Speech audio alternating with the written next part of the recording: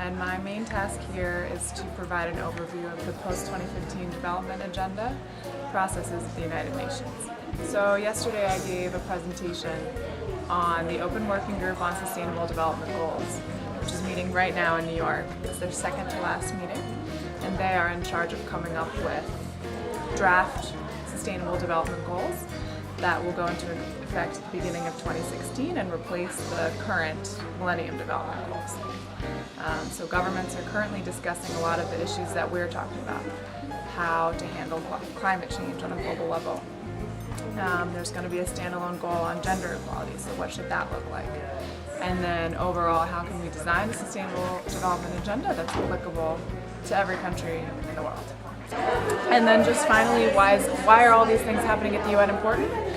Because Pacific governments and global governments, 193 of them, are in the process of figuring out what's going to be the global agenda for sustainable development. So Pacific governments are representing their constituencies here in these processes in New York. So what they're saying and how it relates to the realities on the ground is important, and it's important for Pacific civil society to track that so that they can then say to their government, you know, thanks, I appreciate what you said there on ocean acidification, that's important, and how does that relate to your policies here? What are you going to do about it? Or, okay, you're pretty good on gender equality, but we want a little more specificity from you on disaster risk reduction, and we noticed that you said this, this, and this, and we would like to propose that you also mention, you know, some additional details. So that's why it's important to know what the governments are saying, and then to make sure that the priorities that everyone here is working on really get into the discussions at the global level.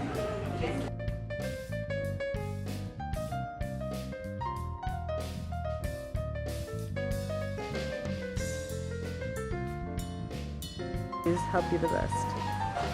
Well, typically you need to plan and sit with a lot of different stakeholders to come up with what are the main concerns and issues, and often in the strategic plans you come up with a vision statement like, you know, safe, resilient communities in a changing world, and that vision statement then becomes your key message.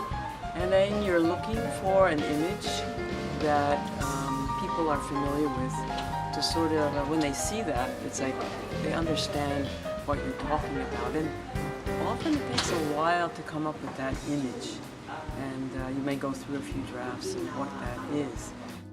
Like elements or things? We have to have a message. Now today in our group we looked at a couple statements and we gave them a green because it had to deal with that $100 billion green fund that we all know needs to be there in order for us to implement all of this. So a message would be, we need to get the message out that that needs to be invested in. Right now they talk about it, but who's going to put money towards it? And then an investor would say, well, what are you going to use the money for? And you need to have very specific areas, and then we need to prioritize what they are. And so that to me would be, from me, this afternoon session is that message of making sure that the developed countries are committed, and that commitment becomes with funding.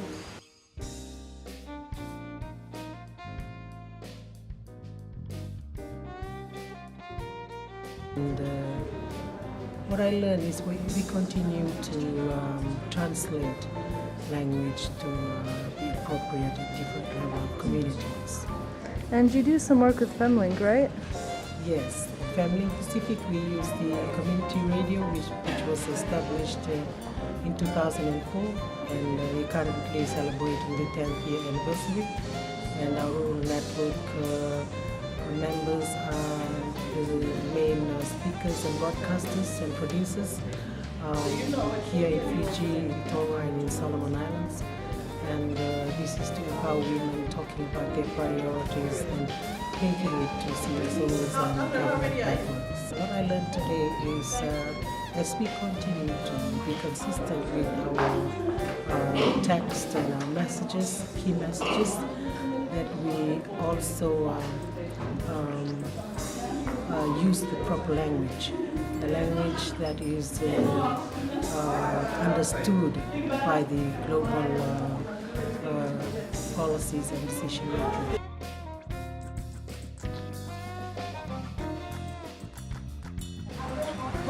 found communication strategies that work. The first one is that either the village or district meeting in my home island in Rarotonga Cook Islands.